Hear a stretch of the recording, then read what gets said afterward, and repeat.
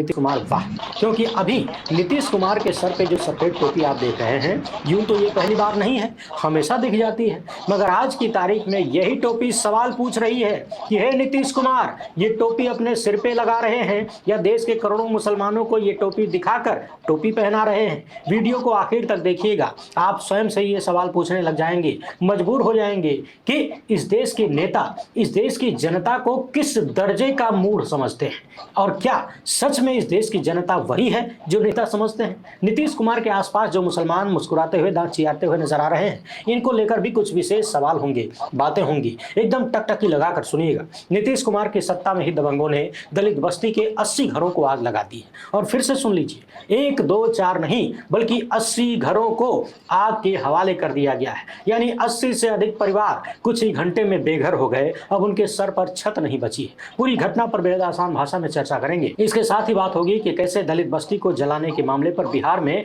और देश भर में भयंकर राजनीति शुरू हो गई है। तथा चिंता की बात यह है कि जिस तरह से 17 महीने से जलते हुए मणिपुर पे विश्वगुरु की जबान पर ताला लगा है, कुछ वैसा ही इंटरनेशनल लॉक यानी ताला अब तक बिहार की इस घटना पर भी लगा हुआ नजर आ रहा है। चिराग पासवान ने एक बार फिर से हुंकार भरी है, लालू यादव लाठी को तेल पिलाते हुए नजर आ रहे हैं। वीडियो काफी जबरदस्त होने वाली है, इसलिए आप सभी दर्शकों से अनुरोध है कि अभी इसे लाइक कर दीजिए। पहली बार है तो चैनल को सब्सक्राइब करके घंटी बजा दीजिएगा टन से। वीडियो को लाइक करना, चैनल को सब्सक्राइब करना, घंटी बजाना, शेयर करना, कमेंट करना, ये सब बिल्कुल फ्री होता है, इसीलिए ये काम शुरुआत में ही कर लिया करिए। बहुत सारे लोग वीडियो देख लेते हैं और बाद में ये सब करना भूल जाते हैं, तो अभी निपटा लीजिए। ये वो काम है जिसके माध्यम से आप एकदम मुफ्त में इस चैनल को यानी अपनी आवाज को मजबूत कर रहे हैं। सब्सक्राइब करके घंटी बजाए रहेंगे तो बाद में हमसे शिकायत नहीं करेंगे कि वीडियो मिल नहीं रही है, मिलती रहेगी। इसके अलावा यदि हो सके तो इस QR कोड या अपने मोबाइल नंबर का प्रयोग करते हुए हमें आर्थिक सहयोग भेजने का प्रयास जरूर करें, क्योंकि आप सबको पता है हम किसी धन्ना सेठ या राजनीतिक दल के दम पर नहीं चलते, इसीलिए आपके मुद्दों पर बात कर पाते हैं, सत्ता से सवाल कर पाते हैं।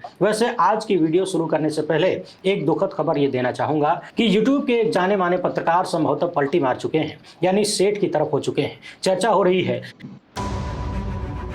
यहाँ पर कांग्रेस पार्टी की अलायंस की सरकार आ रही है, ये निश्चित है। और हमारा पहला काम, जो भी सरकारी वैकेंसीज हैं उनको हम भरेंगे।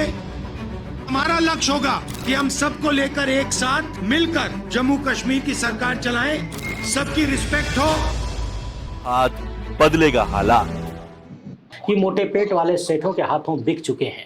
चैनल काफी बड़ा है, मगर शायद जब चैनल बड़ा हो रहा था, जब जनता उन पर भरोसा कर रही थी, तो माननीय पत्रकार का कलेजा छोटा होता जा रहा था, लालच बढ़ती जा रही थी और सेठ के चरणों में लौटने का फैसला कर लिया। फिलहाल नाम नहीं बताऊंगा, अगले वीडियो में किसी वीडियो में विस्तार से बात होगी, चिट्ठा खोलूंगा। फिलहाल तो नीतीश कुमार की राजनीति को विस्तार से समझने की जरूरत है। एक बार फिर से अपनी स्क्रीन पर इन तस्वीरों को देखिए। नीतीश कुमार मजार पर चादर चढ़ा रहे हैं और कह रहे हैं कि बिहार में अमन चैन और तरक्की की हमने दुआ मांगी है। इनके आसपास कई मुसलमान भी दिख रहे हैं, हंस रहे हैं, मुस्कुरा रहे हैं, आओ भगत कर रहे हैं। अच्छा है, करना भी चाहिए, आखिर राज्य के मुख्यमंत्री जो आए हैं नीतीश कुमार। मगर सवाल ये है कि हे नीतीश कुमार, एक तरफ तो आप टोपी पहन के मजार पे चादर चढ़ाने जाते हैं और दूसरी तरफ एक ऐसे व्यक्ति को देश का प्रधानमंत्री बना रखा है जो दिन रात मुसलमानों को गरियाते हैं, जो देश के करोड़ों मुसलमानों को घुसपैठिया बुलाते हैं, उन्हें कपड़ों से पहचानने और ज्यादा बच्चे पैदा करने वाले बुलाते हैं। उनके तमाम नेता मस्जिदों के सामने खड़े होकर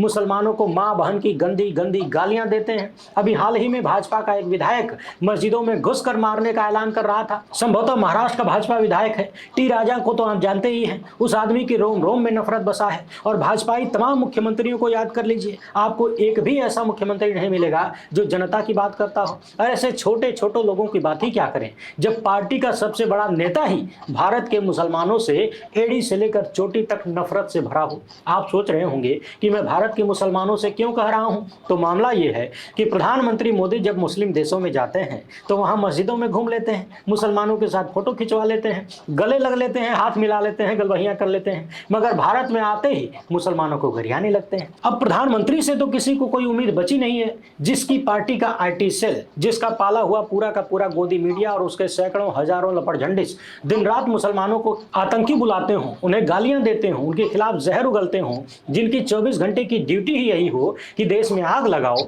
अपने नेताओं को खुला छोड़ रखा है कि मुसलमानों के खिलाफ जितनी जहर की उल्टियां कर सकते हो करो, मैं भी कर रहा हूं, तुम भी करो मेरे पीछे पीछे। तो ऐसे में देश की जनता को उनसे कोई उम्मीद तो बची नहीं है, पहले भी नहीं थी, अभी भी नहीं है। मगर सवाल नीतीश कुमार से है कि एक तरफ तो आप टोपी पहनकर मुसलमानों को रिझाने में लगे हुए हैं, दूसरी तरफ नरेंद्र मोदी को कुर्सी पर बिठा रखा है जो मुसलमानों को गरियाने में लगे हुए हैं। नरेंद्र मोदी के तीसरी बार प्रधानमंत्री बने हुए अभी 100 दिन पूरे हुए हैं और इन 100 दिनों में देश भर से हजारों ऐसी घटनाएं हुई हैं जहां मुसलमानों के खिलाफ पैदा की गई नफरत का रिजल्ट देखने को मिला है। राह चलते किसी की लिंचिंग हो रही है, किसी को मारा पीटा जा रहा है, किसी को जिंदा जला दिया जाता है और सड़क छाप गुंडे ये कर रहे हैं, ये तो अलग बात होती है। लेकिन जब सरकारी तंत्र ही काम करने लगता है तो कहानी और बिगड़ जाती है। मध्य प्रदेश में किसी बस्ती में एक मुस्लिम व्यक्ति के घर पर कोई प्रतिबंधित मांस रखने का आरोप लगाकर बस्ती के 11 घरों को गिरा दिया गया। अभी कल ही हमने मध्य प्रदेश के एक मुस्लिम पत्रकार की हत्या की खबर आपको दिखाई। पिछले साल षड्यंत्र करके एक महिला से पत्रकार के खिलाफ आरोप लगाया गया। बाद में महिला ने खुद ही एफिडेविट में लिखा कि मेरे साथ इस पत्रकार ने कुछ भी नहीं किया था, मेरे पति ने मुझे बेवकूफ बनाकर यह आरोप लगवा लिए। लेकिन महज आरोपों के आधार पर चूंकि पत्रकार मुस्लिम थे, उनके घर पर बुलडोजर चल गया और अब बदमाशों ने उनके 9 साल के बेटे के सामने पत्रकार पिता की हत्या कर दी। बाकी आए दिन हम आपको दिखाते रहते हैं, जितनी हमारी क्षमता है, जितना हमसे बन पाता है उतना दिखाते हैं कि किस तरीके से पूरे देश में मुसलमानों के खिलाफ नफरत का माहौल है। नरेंद्र मोदी की सत्ता पैदा कर रही है, डबल इंजन द्वारा पैदा किया जा रहा है। भारतीय जनता पार्टी का ऐसा कोई मुख्यमंत्री नहीं है जिसकी जबान से जनता के हित का कुछ निकलता हो, जनता में प्रेम और भरोसे को पैदा करने की चीजें निकलती हो। जब भी जबान खुलती है तो जहर की उल्टियां होती हैं। मगर सवाल यह है कि पिछले 10 सालों में जो हुआ तब परिस्थितियां अलग थी, लेकिन अभी पिछले 100 दिनों से जो हो रहा है इन सब के लिए जिम्मेदार वही चंद्रबाबू नायडू और नीतीश कुमार हैं, जिनकी बैसाखियों से नरेंद्र मोदी प्रधानमंत्री बने हैं। सोचिए ये कैसी स्थिति है कि जो नीतीश कुमार और चंद्रबाबू नायडू मुसलमानों से वोट लेकर अपने सांसद बनाते हैं, दिल्ली पहुंचकर एक ऐसे व्यक्ति को समर्थन देते हैं जो सरेआम मुसलमानों को गरियाते हैं। इन तस्वीरों में नीतीश कुमार के आसपास जो मुस्लिम चेहरे दिख रहे हैं, इन सब से एक सवाल है कि जब नीतीश कुमार इनके पास पहुंचे तो मुस्कुराने, दांत दिखाने, आवभगत करने के अलावा क्या इनमें से किसी ने इतनी हिम्मत जुटाई कि नीतीश कुमार से ये सवाल पूछें कि आपके सहयोग से दिल्ली में नरेंद्र मोदी की सत्ता चल रही है, बिहार में आप उनके सहयोग से चल रहे हैं, फिर भी पूरे देश में मुसलमानों के खिलाफ इतने जहर क्यों फैलाया जा रहा है? मुसलमानों के मन में इतना डर क्यों भरा जा रहा है? क्यों उन्हें दोयम दर्जे का नागरिक समझा जा रहा है? क्यों राह चलते उनकी हत्या हो रही है? क्यों भाजपा की सरकारें मुस्लिम दुकानदारों से कहती हैं कि अपना नाम लिखकर सामने लटका दो? क्यों बिना जांच पड़ताल के मुसलमानों के घरों पर बुलडोजर और उनकी संपत्तियों पर बुलडोजर चल रहा है? आखिर क्यों नरेंद्र मोदी मुसलमानों का डर दिखाकर देश की जनता को भयभीत कर रहे हैं? आप हमारे बीच चादर चढ़ाने आए, अच्छी बात है, मगर हम आप पर भरोसा कैसे करें? जो आपकी बैसाखी से चल रहा है वो आप ही के लोगों को, आप ही के वोटरों को कुचल रहा है। क्या इसमें से किसी मुसलमान ने नीतीश कुमार से ये सवाल किया होगा? क्या आपको नहीं लगता कि देश में मुसलमानों के खिलाफ भारतीय जनता पार्टी के लोग जो भी कर रहे हैं या करवा रहे हैं उसमें नीतीश कुमार और चंद्रबाबू नायडू का पूरा सहयोग है? क्या इनके इशारे के बिना, इनकी सहमति के बिना मुस्लिम विरोधी एजेंडा प्रधानमंत्री और उनकी सरकार या उनकी पार्टी चला सकती है? कहां तो भारतीय जनता पार्टी को यानी नरेंद्र मोदी को मजबूर होना चाहिए गठबंधन के साथियों के सामने, मगर बात जब मुसलमानों की आती है तो नीतीश और नायडू जैसे लोग ही मजबूर नजर आते हैं। जबकि पिछले दिनों हमने देखा कि चाहे मामला वक्फ बोर्ड का हो या फिर कोई अन्य, भारतीय जनता पार्टी और नरेंद्र मोदी की सत्ता गठबंधन के दबाव में आई और यू टर्न लिया। तो फिर सवाल यह है कि जहर का बाजार बंद क्यों नहीं हो रहा है? क्या इस बाजार को खोले रखने में नीतीश कुमार की सहमति है? यदि नहीं है तो क्या मजबूरी है कि भाजपा के साथ ही जुड़े रहना है, नरेंद्र मोदी को पीएम बनाए रखना है? और यदि जुड़े रहना मजबूरी है तो फिर चद्दर चढ़ाकर सर पे टोपी लगाकर किसको टोपी पहनाने की कोशिश हो रही है? उधर बिहार के ही नवादा में दलित बस्ती में फायरिंग के बाद 80 घरों को दबंगों ने आग के हवाले कर दिया। रातों रात 80 परिवार बेघर हो गए। लोगों के बीच भयंकर दहशत का माहौल बना हुआ है। मगर सवाल यह है कि जो डर ऐसे दबंगों के मन में शासन प्रशासन के प्रति होना चाहिए, वो डर आम जनता में दबंगों के लिए क्यों है? क्या बिहार की सरकार और वहां की पुलिस व्यवस्था इतनी कमजोर और असफल है कि एक साथ 80 दलित परिवारों के घरों को आग के हवाले कर दिया जा सकता है? इस मामले पर तेजस्वी यादव ने लिखा है कि महाजंगल राज, महादानव और महाराक्षस राज, नरेंद्र मोदी और नीतीश कुमार के राज में बिहार में आग ही आग। दलितों के 100 घरों में लगा दी गई आग। बेफिक्र है नीतीश कुमार, बेखबर है एनडीए के सहयोगी दल। गरीब जले तो जले, मरे तो मरे, अत्याचार होता है तो होता रहे, इन्हें क्या फर्क पड़ता है। राहुल गांधी ने लिखा है कि नवादा में महादलितों का पूरा टोला जला देना, 80 से ज्यादा परिवारों के घरों को नष्ट कर देना बिहार में बहुजनों के विरुद्ध अन्याय की डरावनी तस्वीर को उजागर कर रहा है। अपना घर संपत्ति खो चुके इन दलित परिवारों के चित्कार और भयंकर गोलीबारी की गूंज से वंचित समाज में मचा आतंक भी बिहार की सोई हुई सरकार को जगाने में कामयाब नहीं हो पा रहा है। भाजपा और एनडीए के सहयोगी दलों के नेतृत्व में ऐसे अराजक तत्व शरण पाते हैं, भारत के बहुजनों को डराते हैं, दबाते हैं ताकि वो अपने सामाजिक और संवैधानिक अधिकारों की मांग न कर पाएं। और प्रधानमंत्री का मौन इस बड़े षड्यंत्र पर स्वीकृति की मुहर है। इसके साथ ही राहुल गांधी ने मांग की है कि पीड़ित परिवारों का पुनर्वास कराया जाए, उन्हें न्याय दिलाया जाए। कांग्रेस अध्यक्ष मल्लिकार्जुन खड़गे, जो खुद भी दलित समाज से आते हैं, इन्होंने लिखा है कि प्रधानमंत्री मोदी जी हमेशा की तरह मौन है। नीतीश जी सत्ता के लोभ में बेफिक्र हैं और एनडीए की सहयोगी पार्टियों के मुंह में दही जम गया है।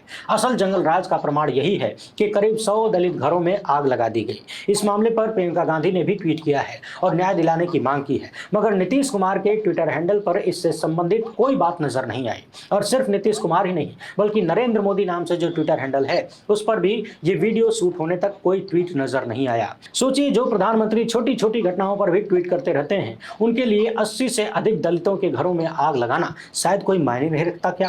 तभी तो 2 लाइन तक नहीं लिख सके। वैसे प्रधानमंत्री मोदी ऐसे ही चयनात्मक ढंग से लिखते हैं और इसी ढंग से बोलते भी हैं, कार्यवाही भी करते हैं। आपको याद होगा पिछले दिनों पेरिस ओलंपिक में रेसलर विनेश फोगाट जब एक दिन में 3-3 पहलवानों को हरा देती हैं और एक विश्व चैंपियन को हरा देती हैं, तो प्रधानमंत्री ट्वीट नहीं करते। मगर दूसरे दिन जब 100 ग्राम वजन अधिक होने के कारण विनेश फोगाट को डिस्क्वालीफाई कर दिया जाता है, तो साहब तुरंत ट्वीट कर देते हैं और लिखते हैं कि हार गए विनेश, अब वापस आ जाओ। शब्द अलग थे मगर भाव एकदम यही था। सवाल यही है कि अब तक जिम्मेदार लोगों ने इन मामले पर कुछ क्यों नहीं बोला, क्यों नहीं लिखा। अन्य ट्वीट में तेजस्वी यादव लिख रहे हैं कि आदरणीय प्रधानमंत्री जी, बिहार में आपकी डबल इंजन पावर्ड सरकार में दलितों के घर जला दिए गए, ये भारत देश की ही घटना है। कृपया इस जंगल राज पर 2 शब्द तो कह दीजिए कि ये सब प्रभु की मर्जी से हो रहा है। इस पर एनडीए के बड़बोले शक्तिशाली नेताओं का कोई बस काम नहीं करता। ये भी बता दीजिए कि बिहार में तीसरे नंबर की पार्टी के मुख्यमंत्री ने महीनों से बोलना बंद कर रखा है। न मीडिया से बात करते हैं, न ही पब्लिक से। वो जो भी बोलते हैं वो अधिकारियों का लिखा हुआ होता है, क्योंकि जब वो स्वयं बोलते हैं तो कहीं से कहीं और कुछ का कुछ बोलने लग जाते हैं।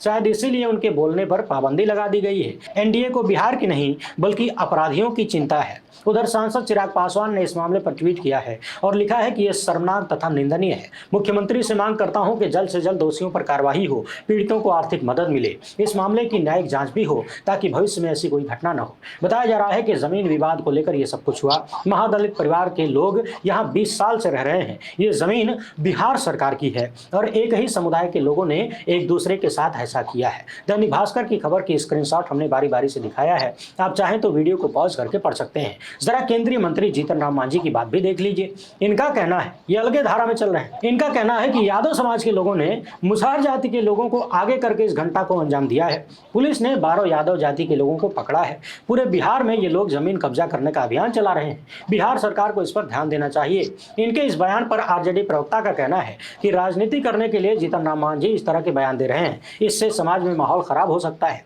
बीजेपी के इशारे पर उन्होंने ये बयान दिया है। यानी आरजेडी कह रही है कि जीतन राम मांझी पूरी तरह से बकवास कर रहे हैं, गलत बात कर रहे हैं। अब सवाल यह है कि जीतन राम मांझी चाहे जिस भी जाति के लोगों पर जो भी आरोप लगा रहे हों, मगर कानून व्यवस्था और कानून का डर असामाजिक तत्वों में बनाए रखना, ये जिम्मेदारी किसकी है?